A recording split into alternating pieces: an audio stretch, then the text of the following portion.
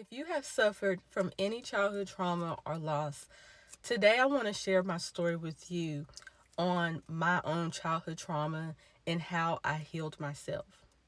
Wherever you are in your journey, whatever you are enduring, I want you to know that it is there to help you find your purpose.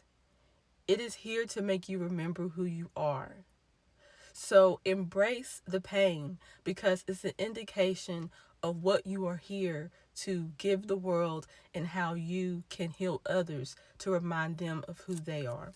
I'm not going to get emotional, y'all, because this story, this is one of my deepest wounds. Okay, so even thinking about my story of abandonment, my childhood loss, it always, that wound always triggers me. But I know that my story is to heal others, to remind others of who they are. So be patient with me, y'all. Okay, so my story of abandonment started when I was born. My mother and father did not have a stable relationship. And when I was born, my father didn't want to have anything to do with me or my mother. And so when I was about 8 weeks old, my mother, she flew down, or not flew down, she went to West Virginia where her parents was, and they took us in, my grandparents. And I don't really remember much, but I know my mother was in my life up to 3 years old because this is a memory that I remember. And when I tell my mother this today, she's like, "You remember that?" And I'm like, "Yeah, I remember when you left me. I remember when you left." And I was 3 years old. And my mother, she decided that she needed to leave, and she took my brother with her, but she didn't feel like she could take care of both of us, and she didn't feel like I would be safe with her. So she actually gave me up for adoption to my grandparents. And I've been with them pretty much all my life. And so the day that my mother left me, I remember it. It's my first childhood memory. She was getting on the bus with my brother, and my grandmother and my cousin was with me. And my mother, she was on the bus, and I was screaming for her to, take me with her, and she didn't. And I didn't understand why. And I just remember my grandparents, my grandmother and my cousin, just trying to soothe me, like, it's going to be okay. We'll take you get some ice cream. But I just wanted my mother to take me with her. So, like you see, I'm already getting teared up. And so that's how it started. But my mother, she was always in my life. It wasn't a point where she wasn't there, but I just didn't live with her. And the relationship that she and I had, it was like a relative relationship. Like, she was my aunt. She came to visit on holidays, and that's when I was able to see her. And my mother's in the room, and she and I had this conversation. But I always loved my mother, and I always felt torn between my grandmother and my mother. I feel like if I loved one more, the other one felt neglected. And so there was always this pull that I needed to approve. I needed to get approval from everyone. I needed to be something for them to make them feel good about themselves. And I just didn't understand. I said, if my mother loved me, why does she keep leaving me? Like, I might see her maybe once a year, but I said, if she loves me, why is the people that love me, keep leaving me, And one day she came to visit, because she lived in Hartford, Connecticut, and I lived in West Virginia. So that was not a short trip. So one day she came to visit me, and I was about 10 or 11 years old. And she came to visit, And every time my mom came to visit me, and when she was leaving me, it was always this dramatic thing where I'm crying, like, please let me with you, oh Lord. And she never did. She never could. And so one day she came to visit, and the day that she was leaving, something within me said, I will never let you hurt me again. I will never let no one in my heart to ever make me feel the way you make me feel. And I closed my heart. I closed it at 10 years old. I put a wall around my heart that no one could hurt me ever again like my mother did. And my mother knew that day. And she told me, she said, I remember that day because when she left, I said, all right, bye. And from that point on, I grew a hatred for my mother. I hated her. And every couple of years, I would write her a letter to tell her how much I hated her and how I don't want her in my life. And I was growing really cold because of that, because of the decision that she made that didn't have anything to do with me. I made it be everything about who I was and my worth. I felt as if my mother and father didn't love me enough to try. Why would anybody else would? Why would anybody else love me? And that was a burden that I carried with me as a child for many years. So as I got older, my relationships started reflecting, like my intimate relationships started reflecting that. And I started choosing men and relationships that reflected my broken heart, my cold heart, my hard heart. And when you're dealing with abandonment issues, you're either going to get relationships where they have to prove themselves to you, where they have to show you that they love you, bend over backwards, or you're going to choose relationships that are going to mirror the toxicity within you, the hurt and pain within you. You identify with the hurt and pain within yourself, within that person.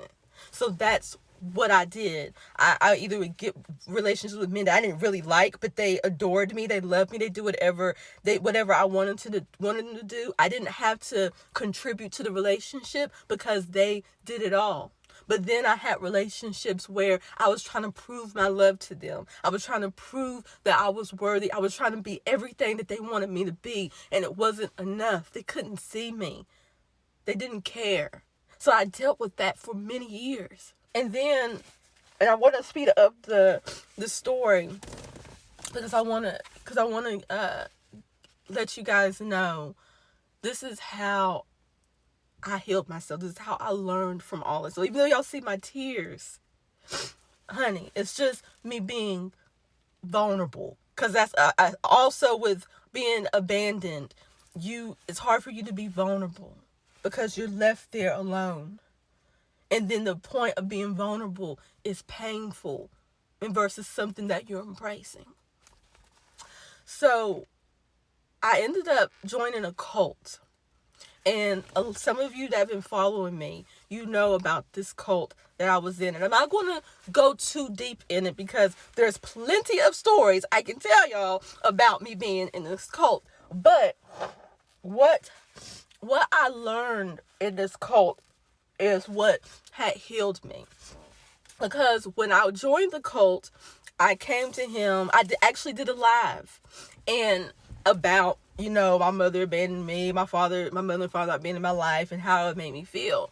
And he told me, he was like, the reason why that happened to you is because you needed to learn how to be independent. You needed to learn how to go out on your own and not have any attachments.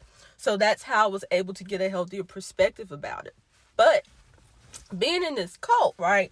At first, this cult was everything that I wanted, everything that I was looking for, and I left my family. I left my identity. I left everything to be a part of this cult. But because he was aware of my wounds, because he was aware of my demons, he's aware of everyone's demons and their shadows. He knows how to manipulate you. So I was manipulated by my abandonment wounds. I stayed because he made me feel like there was nothing else out there, right? And every so often, he would threaten me that if I don't do what he says, that I have to leave. I have to go. And at one point, when he wanted me to be his wife, he was like, if you don't be my wife, nobody's going to want you. You're old, nobody is going to want you, so you might as well be my wife. So he was always using these tactics to take my worth away, right? And one thing that he used to do is be like, you have to go, you can't be here. And what I would do, I would try to prove myself to him as to why I should stay. Well, then I ended up getting pregnant, and that changed everything. Okay, that changed everything. I ended up getting in a relationship with someone there, and I ended up getting pregnant, and that changed everything. And it got to the point where I didn't want to be there anymore, but I didn't know how to leave because I became dependent on this group. I became dependent on this man, and I felt stuck.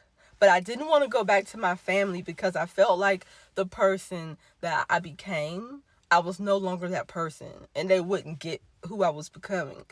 But then I was like, but I was afraid to go out on my own, because when you're dealing with abandonment issues, you're afraid to be alone. You're afraid that if you're by yourself, then there's something wrong with you. It's really about your self-worth. That's what your abandonment is here to teach you. It's about you defining your self-worth. So it got to the point where my husband, he wanted to leave. But I was afraid because me and my husband did not have a good relationship. We were really only together because we were in the group. It was because of the group. It was because of the purpose that we were there. So he wanted to leave and he wanted us to do our own thing, but I didn't trust him. Because when you are dealing with this type of wound, you don't trust people. You think somebody gonna hurt you. Because the people that you innately love and trust, these are the people that hurt you, your mother and father, whether they cause trauma or loss, they broke your trust. So if you can't trust them, you definitely can't trust nobody else. So that's what I was holding on to. I didn't trust nobody, right? And so I didn't trust that my husband was going to do what he was going to do for me. I thought when I left with him, he was going to leave me, and I thought if I stayed in the cult, he was going to tell me to go. And I was going to be out here on my own. So I didn't know what to do. So eventually, we did leave, but it was hard. It was hard because I didn't want to go with my husband because I didn't really know him. I didn't love him. I didn't trust him, but I did have a baby with him. Yes, I know y'all, it's crazy, but it's my story. I did that. I did. So I wanted to take responsibility for my life, and I had this child and I had this new family, and I wanted to make it work, but I didn't know how, because I was looking for love in all the wrong places. Okay, I was looking for validation in all the wrong places. I thought because I had this baby with my husband that he was going to love me. He was going to give me the love and security that I needed. But that did not happen, okay? Because he was dealing with his own shit. And plus, it wasn't his responsibility to make me feel secure. It wasn't his responsibility to make me feel worthy. So because I wasn't feeling that, I wanted to go back to the cult. Because remember, he manipulated my mind that he was what I needed. That was what I needed. And so I believed it because I did not have a foundation of my own self-worth. I didn't have a foundation of how to really love myself. So I was putting that responsibility on someone else to do it for me. And then when they didn't do it the way that I wanted, then I call myself a victim. And I was like, absolutely not. And so then I said, okay, I'm going to stay with my husband. And even though I don't want to be with him. I said, I don't want to be with him. I don't love him. I said, I'm going to stay with him because of the baby. And y'all, it was hard. You cannot build a relationship on that, on inauthentic action. And he knew it. He knew it. He knew how I felt about him, and I knew how he felt about me. And unless we were going to do a work on ourselves, our relationship was going to crumble. And I didn't know what to do because I didn't want to, but part of me didn't want to leave because I didn't want to be alone. I didn't want to be out here on my own with this baby. But I didn't know how to make the relationship work. So I stayed.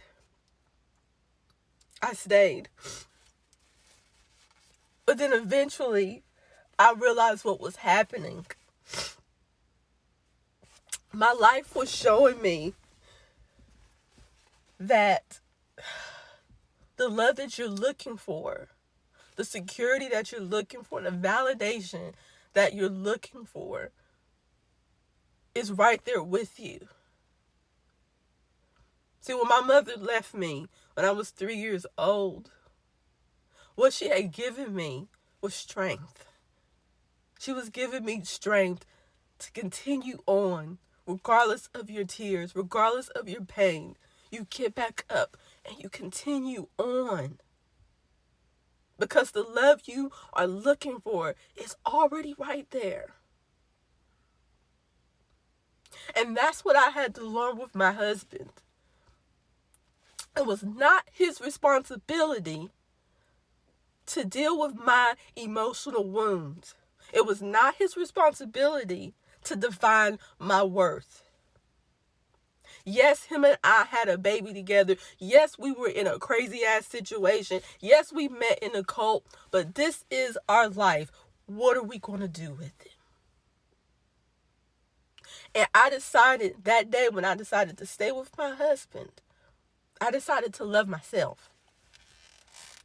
And I told him, I was like, look, you work on you and I work on me. Don't bring your shit over here. I won't bring my shit over there. And that's exactly what we did. I started loving myself. I started affirming who I was. I started defining my own worth. And when I started doing that, that's when I was able to connect to my unconditional love of myself. And as I continued to love myself and I really honored myself and really started taking responsibility for my shit. That's when I was able to pour my love into my husband and into my baby. And that's why our relationship is still thriving. And we're growing. Because of what I was able to do for myself. So these are the tips that I've learned. And I want to share with you on how to heal yourself through any loss or trauma. Number 1. You must develop emotional self-reliance. Do not make your emotions someone else's responsibility. If you don't feel good, don't make it someone else's responsibility to help you feel good. You are responsible for how you feel. If you feel bad, do something about it. But don't make anyone else responsible for how you feel. Because if you wait on people to make you feel better, you're always going to be depressed. You're always going to feel depleted. Because it's not their job to fill you up. Okay? And number 2, unconditional self-love. See, we look for love in all the wrong places, y'all. We think if I do this, they will love me. But see, that's conditional love. And we all became victim to it because our parents is like, if you do this, then you won't be a bad girl. Bad girl, bad boys do this. You gonna make me mad if you do that. And so we're constantly trying to please people to approve of us. But you must approve of yourself. You must approve of yourself regardless of your flaws, regardless of your mistakes, regardless of your failures. You need to approve of yourself no matter what, because you are growing, you are evolving, you are learning. That's what true unconditional love is. It's loving yourself, acknowledging yourself no matter what you did fucked up. It don't matter. You love yourself no matter what of the condition, but you must still be honest with yourself. That's what love is all about. It's being honest with myself. Okay? And the last one is security within self. See, a lot of times we look for security in things. We look for security in people. Like, if I have this amount of money, then I'll be okay. Then I'll be able to really go for my purpose. If I have this person in my life, then I won't feel alone. But how many of you had that man and woman in your bed and you still felt alone? How many of you had money in the bank and you still felt broken? It's because the security you are seeking is within yourself. You know that you're always going to show up for your life. You're always going to be there. You are the main component in your life. So if something ain't working, you better look at yourself. If you're lacking something, don't look at that person. Look within yourself. It's about filling yourself up and then pouring yourself into others. But a lot of us are pouring ourselves and we don't have nothing to give. And then you wonder why you feel depleted. So this is how I healed myself. This is how I continue to heal myself every day. Whatever I go through, I remember my power. I remember my wounds. I don't cover them up. I don't hide them. I don't put a Band-Aid on my wound. No, I let that bitch heal. I let it be seen. And it's okay if people judge you. Good, let them judge you. Let them see themselves in another light, that which is you. And whatever triggers them, you're not responsible for that. They're responsible for what triggers them. So don't hide yourself because of whatever you went through. This is your purpose, to show yourself, to remember who you are. And your wounds are indicators of that. Whatever you went through as a child, whatever suffering and pain you went through, that is your greatest strength. You are not a victim. So I hope my story has healed you, has given you direction, clarity, whatever it is that you needed to gain today. I pray that you received it.